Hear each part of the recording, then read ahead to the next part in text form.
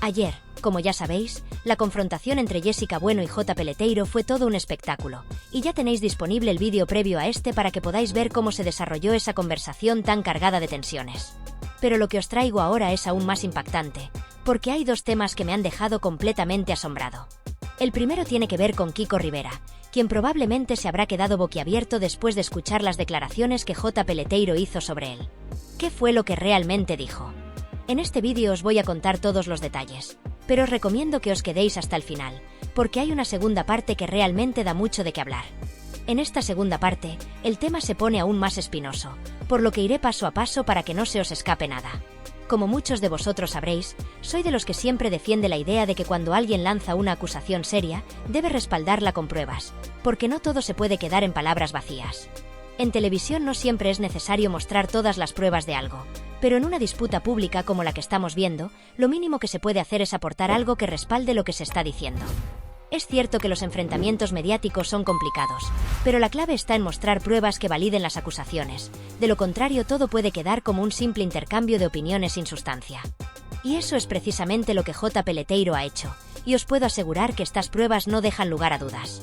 Lo ha hecho y lo va a mostrar en este vídeo, lo que hace que este tema sea mucho más serio y real de lo que algunos pensaban. Aunque J. Peleteiro no sale tan bien parado en todos los aspectos de la conversación, la realidad es que gran parte de lo que dice tiene fundamento. A pesar de que en algunos momentos su actitud podría haberse matizado, la verdad es que hay aspectos de la relación entre Jessica Bueno y Kiko Rivera que salen a la luz de forma bastante clara, y la mayoría de las acusaciones de Jessica tienen más peso del que parece. Pero hay algo que no se puede ignorar: las pruebas. Esas pruebas son las que nos ayudan a entender cómo han sucedido las cosas, y es algo que no se puede pasar por alto. Por eso, os invito a seguir viendo este vídeo, porque las pruebas son muy importantes y van a hacer que esta historia dé un giro interesante. Si os gusta el contenido que estoy compartiendo, no olvidéis darle un like y suscribiros al canal. Vuestro apoyo es fundamental para que podamos seguir trayendo más material como este. Un gran abrazo para todos los que me siguen y apoyan de verdad. Ahora, hablemos de lo que Kiko Rivera probablemente no esperaba escuchar. El tema gira en torno a un asunto que, aunque parece pequeño, tiene repercusiones mucho mayores de lo que muchos imaginan. J. Peleteiro aborda la situación de la deuda que Kiko Rivera tiene con el colegio del hijo que comparte con Jessica Bueno, y la verdad es que las cifras que se manejan en este caso son absolutamente impactantes. Si pensabais que lo que sabíais hasta ahora era todo, os aseguro que lo que sigue va a sorprender a más de uno. Lo primero que menciona J. Peleteiro es el tema del colegio del niño. En los acuerdos iniciales, como muchos ya sabrán, Kiko Rivera y Jessica Bueno acordaron ciertos términos para el pago del colegio del niño. Pero lo que J. Peleteiro revela en este vídeo es que, aunque Kiko debería haber asumido la mayor parte de esos pagos, en realidad fue él quien se encargó de cubrir la mayor parte de los gastos. Según J. Peleteiro, en ese momento Jessica y Kiko atravesaban una crisis económica, y fue él quien decidió hacerse cargo de esos pagos, a pesar de que no era su obligación. Este gesto, aunque aparentemente generoso, ha generado bastante controversia, sobre todo porque se deja entrever que no fue una decisión completamente desinteresada, sino más bien una forma de asegurar que el niño tuviera lo mejor, sin importar las dificultades que pudieran haber existido entre ellos.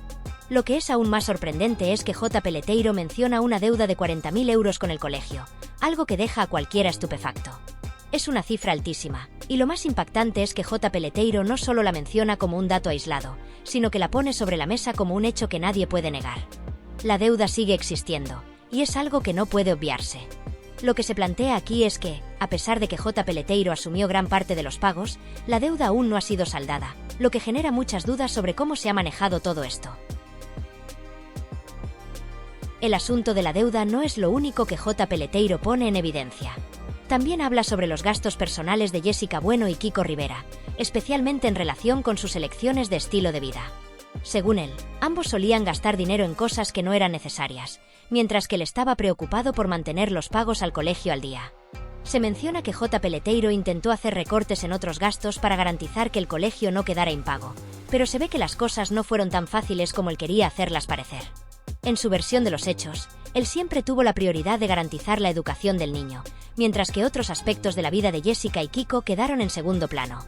Aunque algunas de sus afirmaciones son discutibles, lo que está claro es que su preocupación por el bienestar del niño era genuina.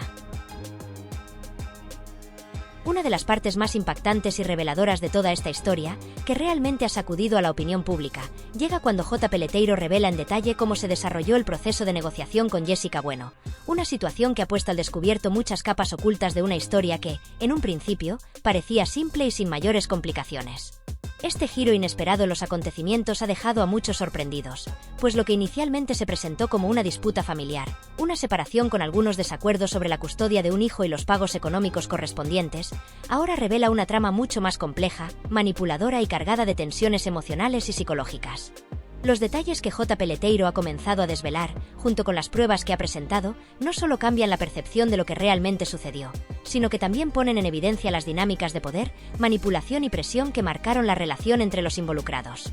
Lo que resulta más sorprendente de todo esto es que las pruebas presentadas, especialmente el correo electrónico enviado por J. Peleteiro a Jessica, muestran una estrategia calculada para influir en las decisiones de la madre de su hijo. En dicho correo, J. Peleteiro le expone a Jessica las condiciones del acuerdo propuesto, especificando claramente las bases de lo que sería un acuerdo sobre la custodia del niño, además de detallar las responsabilidades económicas que se establecerían en el mismo. Sin embargo, lo que realmente se descubre a partir de este correo no es solo el contenido de la propuesta, sino la manera en que J. Peleteiro maneja la situación y utiliza ciertos elementos emocionales y manipulativos para presionar a Jessica a tomar decisiones que beneficiaban sus propios intereses. Este aspecto de la historia cambia completamente la narrativa, porque pone de manifiesto que J. Peleteiro no solo estaba buscando un acuerdo equitativo, sino que estaba aplicando una presión sutil pero firme sobre Jessica para que abandonara la vivienda familiar en la que vivía con Kiko Rivera, lo que, evidentemente, no era una decisión fácil ni sin implicaciones profundas en términos emocionales y familiares. Lo más impactante de este correo es que J. Peleteiro no solo le presenta las condiciones de la negociación de una manera fría y profesional, sino que también le ofrece varias opciones de viviendas que sabía perfectamente que a Jessica le gustaban y que, en principio, podrían parecer una propuesta desinteresada y amable.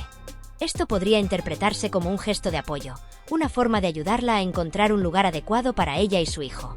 No obstante, lo que muchos consideran una estrategia de manipulación es que esta oferta de viviendas estaba diseñada específicamente para crear una falsa sensación de flexibilidad y control sobre la situación, mientras que en realidad, J. Peleteiro estaba ejerciendo presión sobre Jessica para que aceptara su propuesta y abandonara la vivienda familiar lo antes posible.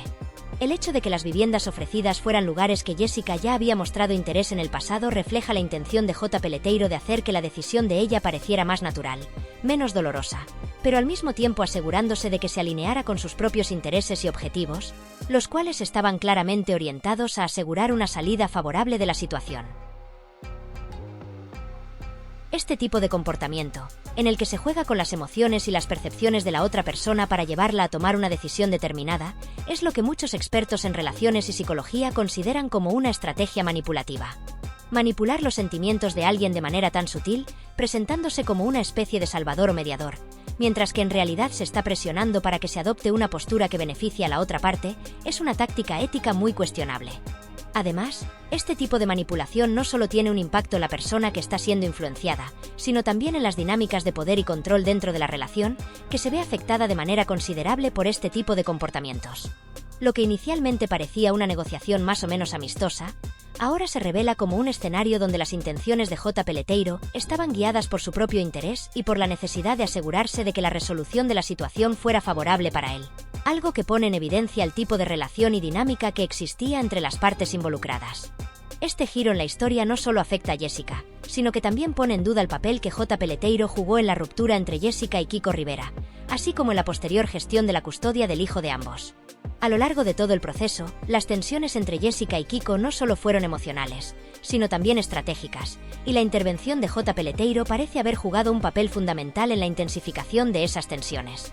De hecho, las pruebas que se presentan en este vídeo no solo muestran cómo J. Peleteiro utilizó sus propios métodos para presionar a Jessica, sino que también ofrecen una visión mucho más amplia de cómo se fueron gestando los problemas entre los tres involucrados.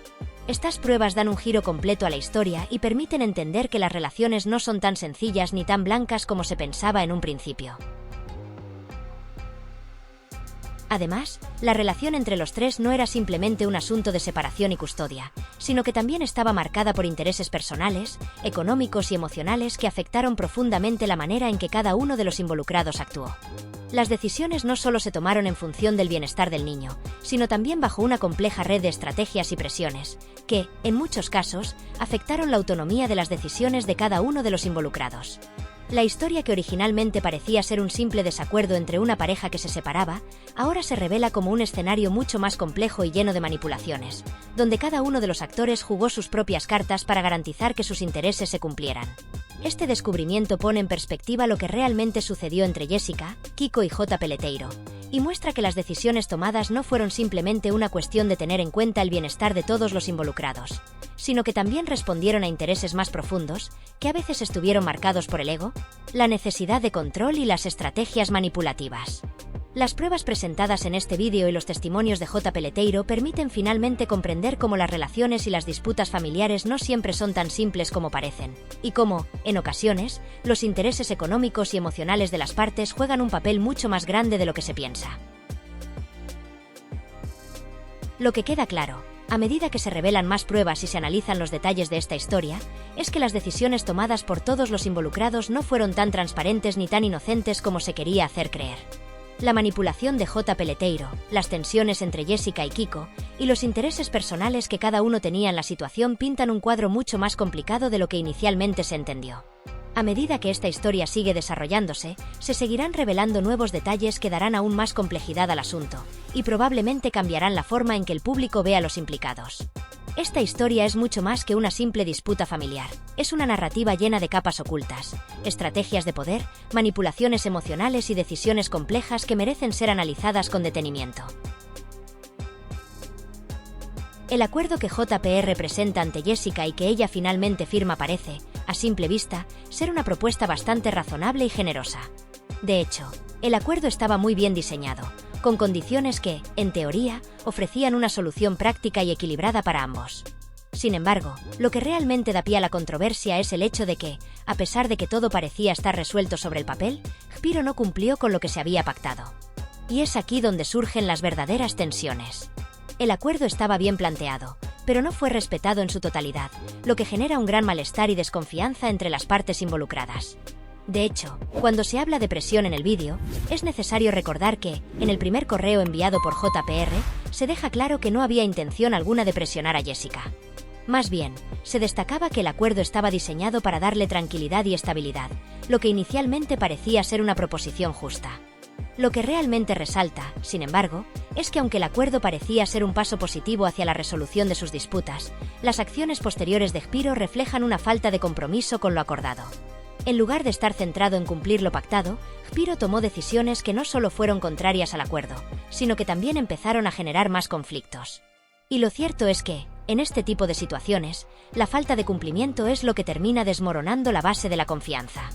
En cuanto a la propuesta misma, Jessica tenía razones para estar preocupada, ya que ningún juez en el contexto de una separación de bienes le habría ofrecido un acuerdo tan favorable como el que JPR le había propuesto. Sin embargo, JPR insistió en que su único interés era garantizar el bienestar de los niños y la estabilidad de la situación. De acuerdo con él, la propuesta que hizo fue una forma de asegurar que todos los involucrados pudieran vivir en paz y armonía, pero el verdadero problema surge cuando esa paz no se materializa, y cuando las promesas no se cumplen como deberían. En el acuerdo firmado, JPR comprometía varios aspectos importantes. El alquiler del piso en Bilbao estaría cubierto hasta que Alejandro cumpliera 25 años, se destinarían 6.000 euros mensuales para Jessica y, además, JPR se haría responsable de todos los gastos relacionados con los niños, incluyendo educación, atención médica, ropa, etc. También se especificaba que el Maserati y la casa en Molares estarían pagados, y que se establecía una custodia compartida, aunque de manera privada, lo que les daría la flexibilidad de organizarse de acuerdo con sus necesidades. La propuesta parecía, por tanto, ser una solución bastante equilibrada, con la intención de asegurar el bienestar de los niños y la tranquilidad de Jessica. Lo que JPR insistía en recalcar es que su objetivo principal era que los niños fueran felices y que Jessica también pudiera estar tranquila, sin tener que preocuparse por su estabilidad económica. No obstante, la falta de cumplimiento de estas condiciones ha sido la raíz de todo el conflicto. Aunque el acuerdo, a primera vista, parecía justo y bien estructurado, las pruebas presentadas por Jessica revelan que, al final, JPR no cumplió con los términos establecidos. En lugar de pagar la pensión y otros gastos tal como se había acordado, JPR comenzó a incumplir con sus obligaciones financieras, lo que llevó a Jessica a sentirse engañada. A pesar de las promesas iniciales y las garantías de tranquilidad, la realidad de la situación demostró que el acuerdo no fue ejecutado correctamente. Y esto es lo que realmente desató la confrontación: el incumplimiento de lo pactado. A pesar de la claridad del acuerdo inicial, la situación se ha complicado debido a que, en la práctica, no se cumplió con lo prometido. A través de las pruebas aportadas por Jessica, se demuestra que no hubo chantajes ni amenazas de parte de JPR, como algunos podrían haber pensado. En sus correos, JPR insistió en que su intención era que todo se resolviera de manera justa, y que el juez dictara lo que fuera necesario si no se llegaba a un acuerdo. De hecho, JPR parecía estar dispuesto a aceptar cualquier decisión del tribunal, lo que contrasta con las acciones de Spiro, quien se mostró reacio a ir al juzgado. Esto sugiere que Spiro evitaba la intervención judicial por alguna razón que aún no se ha esclarecido por completo. Aunque la propuesta parecía bastante clara y razonable, el verdadero problema radica en que Jessica fue quien firmó el acuerdo. No fue un acto de coacción o manipulación, sino una decisión personal de ella. Lo que JPR intentaba decir con su mensaje es que, a pesar de que el acuerdo parecía extraño, ella lo aceptó voluntariamente.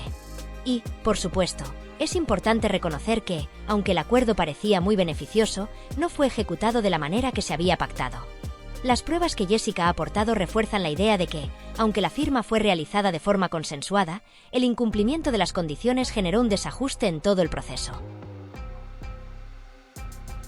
La situación, aunque compleja, también revela otros aspectos de la relación entre JPR y Jessica. En particular, hay una clara discrepancia sobre los pagos relacionados con la pensión de los hijos. JPR asegura haber cumplido con su responsabilidad mes a mes, pero las pruebas presentadas por Jessica muestran que hubo meses, como noviembre y diciembre de 2023, en los que no pagó lo acordado, dejando una deuda pendiente de 13,600 euros en comparación con lo que había pagado en el año anterior. Sin embargo, en los otros meses, JPR sí pagó una cantidad considerable, lo que eleva el total a 37,500 euros por pensión. Esto deja en evidencia que, aunque hubo un esfuerzo por cumplir con sus compromisos, no todo se hizo correctamente, y muchos de los pagos fueron irregulares o incompletos. En cuanto a los gastos adicionales, como la hipoteca de la casa de Molares y el alquiler del piso en Bilbao, JPR también incumplió con lo que había prometido. Según las pruebas bancarias presentadas por Jessica, el pago de la pensión se realizó de manera irregular, y los pagos no fueron efectuados de acuerdo con el calendario estipulado. En lugar de realizar el pago mensual habitual, JPR fraccionó la cantidad, lo que generó un desajuste en los pagos. Además, la cantidad pagada en 2024 fue considerablemente menor que en años anteriores, lo que levantó muchas dudas sobre la veracidad de las promesas realizadas inicialmente. Es de suma importancia que todas las pruebas relevantes sean presentadas en un contexto público y accesible, ya que estas juegan un papel crucial en la comprensión de la dinámica de la relación entre las partes involucradas. Las pruebas, cuando son reveladas en el marco adecuado, permiten que el público, las autoridades y las partes involucradas puedan analizar y comprender los detalles fundamentales del caso, asegurando que la verdad prevalezca. En situaciones donde se manejan acusaciones de gran peso y de carácter tan delicado, las pruebas no pueden ser ignoradas ni minimizadas. Es fundamental que las partes involucradas presenten estos elementos de forma clara, objetiva y transparente para que las decisiones que se tomen estén fundamentadas en hechos verificables. Esto es especialmente cierto en el contexto de acusaciones graves como las que se están manejando en este caso, donde las alegaciones de uno de los involucrados pueden alterar profundamente las percepciones sobre las acciones y las intenciones de los otros. Cuando las acusaciones son tan serias, las pruebas se convierten en la piedra angular sobre la cual se construye todo el proceso judicial y de resolución del conflicto.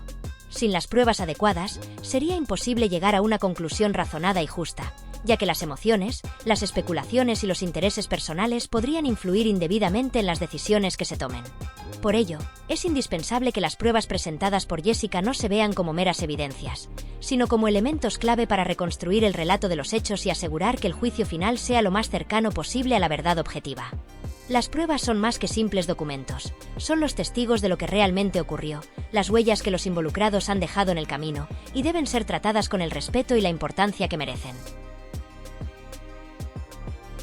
En este contexto, las pruebas presentadas por Jessica no solo deben ser analizadas por los jueces o autoridades competentes, sino que deben ser puestas a disposición del público en un contexto apropiado, de modo que se pueda evaluar el impacto que éstas tienen en la narrativa global del caso. Es decir, La transparencia en este proceso es esencial para que las personas puedan tener una visión clara de lo que está sucediendo y formar sus propias opiniones basadas en hechos, no en interpretaciones erróneas o prejuicios. El hecho de que estas pruebas se den a conocer en un contexto público permite que las personas que están observando el caso desde fuera puedan ver los elementos que sustentan las decisiones y los juicios, lo que a su vez garantiza que el proceso sea percibido como justo y equilibrado.